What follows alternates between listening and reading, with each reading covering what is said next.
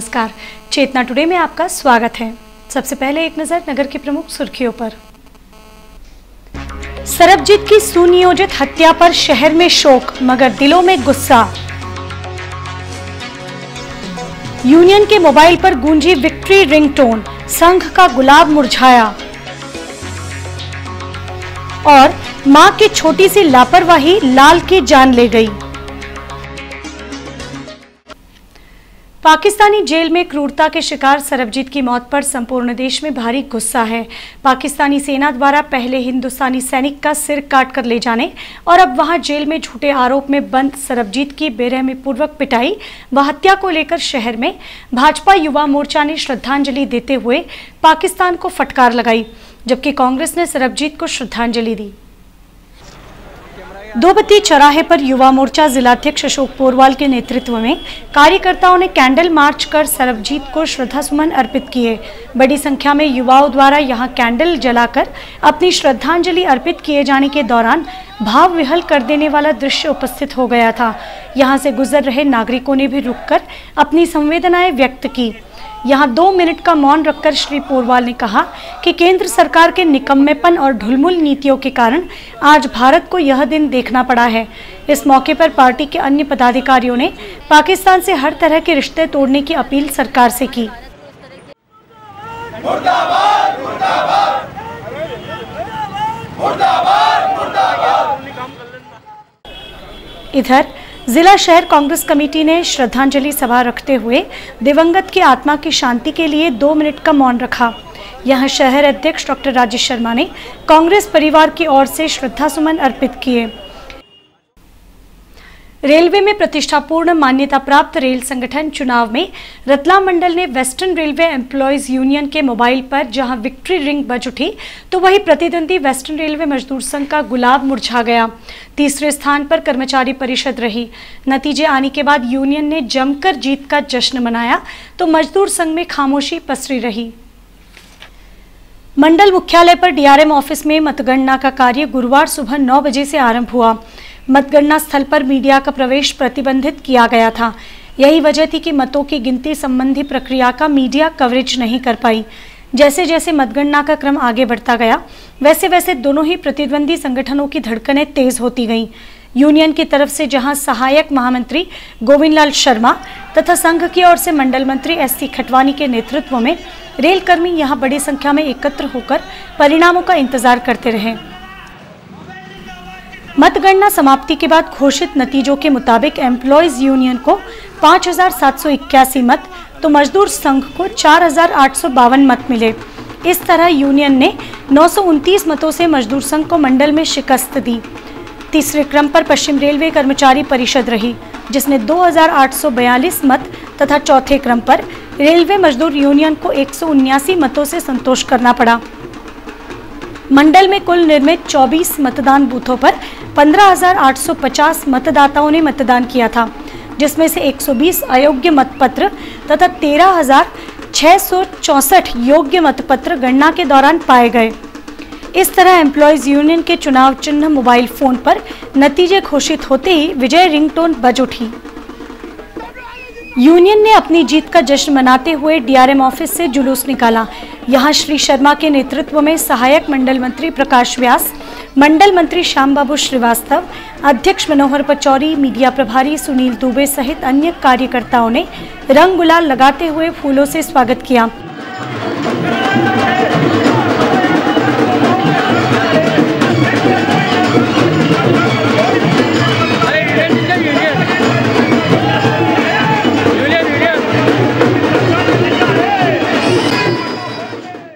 दो बत्ती होते हुए विजयी जुलूस स्टेशन रोड परिसर स्थित यूनियन कार्यालय पर पहुंचा, जहां श्री शर्मा ने सभी कार्यकर्ताओं को जीत की बधाई दी।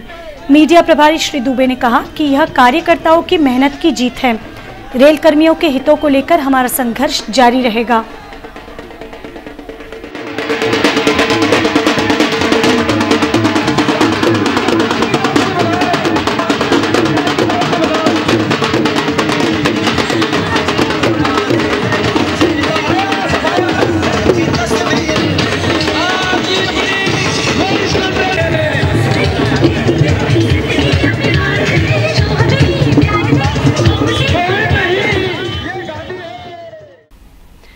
यद्यपि रतलाम मंडल में चुनावी नतीजे मजदूर संघ की उम्मीदों के प्रतिकूल रहे, लेकिन पश्चिम रेलवे में उसे मिली सफलता का जश्न मनाते हुए रतलाम में विजयी जुलूस निकाला गया।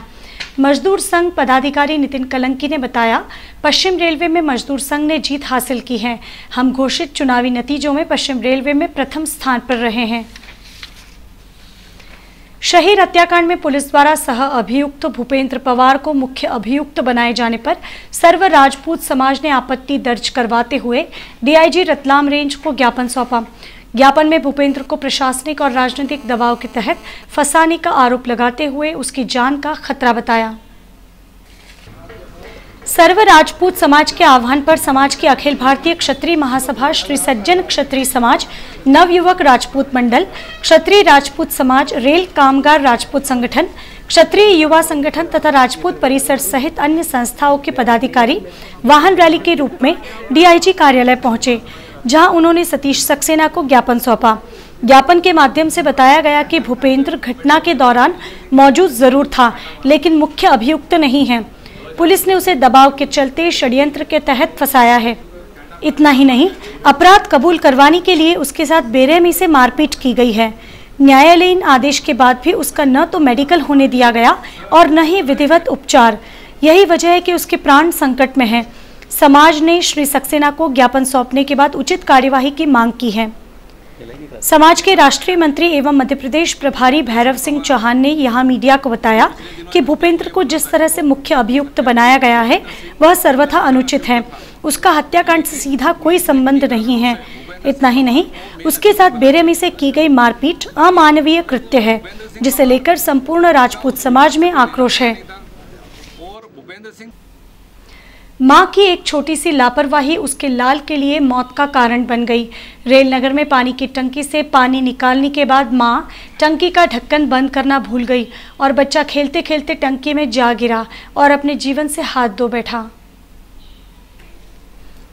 यह हृदय विदारक घटना रेल नगर में गुरुवार सुबह लगभग 10 बजे की है, जब यहां रहने वाले किराना दुकान संचालक राघवेंद्र सिंह का 1.5 वर्षीय बेटा सचिन घर के बरामदे में बनी पानी की टंकी के पास अपनी गेंद से खेल रहा था।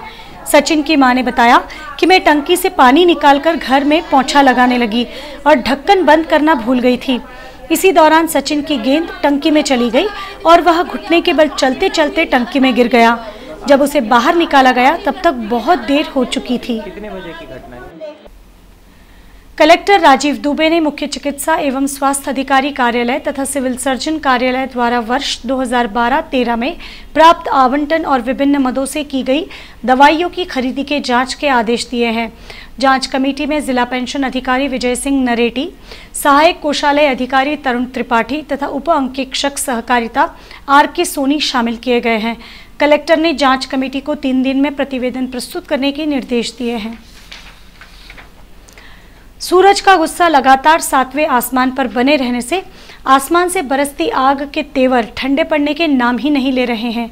चिलचिलाती धूप और उस पर गर्म हवाओं के थपेड़ों ने मानो सारे शहर को झुलसा कर रख दिया है। गुरुवार को यद्यपि हवाएं चलने से तापमान का पारा आंशिक लुढ़क कर 41.6 डिग्री पर आ गया, लेकिन इन लू भरी हवाओं ने भी लोगों को दिन भर बेचैन रखा। गत सप्ताह से शुरू हुआ मौसम का आक्रामक रुख लगातार बढ़ता ही जा रहा है। गर्मी है कि कम होने का नाम ही नहीं ले रही है। मई के प्रथम सप्ताह में भीषणतम गर्मी का यह दौर शहरवासियों के लिए बेहद ही पीड़ादायी सिद्ध हो रहा है। सुबह 8 बजे से लेकर शाम 6 बजे तक एक जैसी तेज चिलचिलाती धूप रहने से सभी दिन भर पसीने में नहा रहे हैं। गत शुक्रवार से तापमान का पारा बढ़ने का क्रम ऐसा शुरू हुआ कि वह रुकने का नाम ही नहीं ले रहा है। लगातार तापमान के पारे में वृद्धि होने के साथ ही असहनीय गर्मी का प्रकोप भी सभी को झुलसा रहा है। मौसम के इन प्रतिकूल मिजाजों के बीच गुरुवार को भी शहर को कोई रियायत नहीं मिली। अधिकतम तापमान 41.06 रहा, जो बुधवार के मुकाबले मामूली 0.7 डिग्री कम रहा। न केवल दिन का तापमान बल्कि रात के तापमान ने भी लोगों की नींद चुरा ली है। पिछले 2 दिनों से न्यूनतम 25 डिग्री तापमान के कारण रात में भी कूलर और पंखे गर्मी के आगे दिन की तरह ही असहाय नजर आ रहे हैं। एक तो भीषणतम गर्मी और उस पर विद्युत कटौती ने लोगों को दोहरी परेशानी में डाल दिया है। विद्युत विभाग द्वारा येन केन प्रकारेण की जा रही कटौती ने जनजीवन को लगातार प्रभावित कर रखा है। दुर्भाग्यपूर्ण तो यह है कि जिस दिन से मुख्यमंत्री रतलाम जिले में 24 घंटे और 7 दिन बिजली देने की सौगात का शुभारंभ करके गए हैं, उसी दिन से अघोषित कटौती का असहनीय सिलसिला लोगों को परेशान किए हुए है। सूत्रों के अनुसार कतिपय तकनीकी कारणों से साल के इन सबसे गर्म दिनों में लोगों को बिजली की निर्बाध आपूर्ति नहीं हो पा रही है। ब्यूरो रिपोर्ट, चेतना टुडे। आदिवासी विकास विभाग के अंतर्गत कार्यरत सहायक शिक्षकों एवं शिक्षकों की क्रमशः उच्च श्रेणी शिक्षक एवं प्रधानाध्यापक माध्यमिक विद्यालय के पद पर पदोन्नति के लिए विभाग द्वारा अंतरिम सूची जारी कर दी गई है। नगर निगम द्वारा शहर में पाइपलाइन बिछाने के लिए खोदे गए स्थान पर पर्याप्त भराव नहीं करने से अब हर दिन हादसे हो रहे हैं। ऐसा ही एक वाकया गुरुवार को उस समय हुआ जब एक टैंकर इस खोदे गए स्थान में जाकर फंस गया। संयोग से एक बड़ा हादसा टल गया। गुरुवार को एक टैंकर तेल खाली करके लौट रहा था। इसी दौरान सड़क के एक और पाइपलाइन बिछाने के लिए खोदी गई नाली में जा धंसा। टैंकर का पहिया यहां फंसते ही वह आगे नहीं बढ़ पाया। इस दौरान यदि वह असंतुलित होकर गिर पड़ता तो इस व्यस्ततम मार्ग पर हादसा संभावित था। ट्रक के ड्राइवर गोपाल ने बताया कि सड़क के एक और खुदाई किए जाने से यह हादसा हुआ है, जबकि क्षेत्रीय रहवासी अखिलेश शर्मा ने बताया कि पाइपलाइन डालने के लिए खोदे गए गड्ढों में समुचित भराव नहीं किए जाने से यहां आए दिन हादसे होते रहते हैं। अब वक्त है एक ब्रेक का।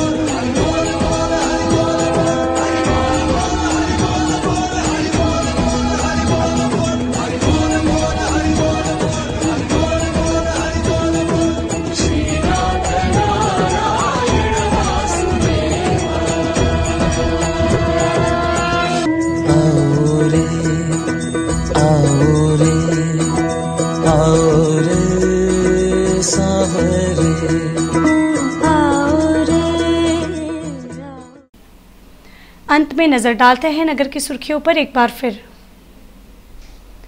सरबजीत की सुनियोजित हत्या पर शहर में शोक मगर दिलों में गुस्सा। यूनियन के मोबाइल पर गूंजी विक्ट्री रिंगटोन, संघ का गुलाब मुरझाया। और मां की छोटी सी लापरवाही लाल की जान ले गई। चेतना टुडे में आज बस इतना ही। हम फिर उपस्थित होंगे आपके सम्मुख नई सुर्खियों के साथ। तब तक के लिए हमें इजाजत दीजिए। नमस्कार।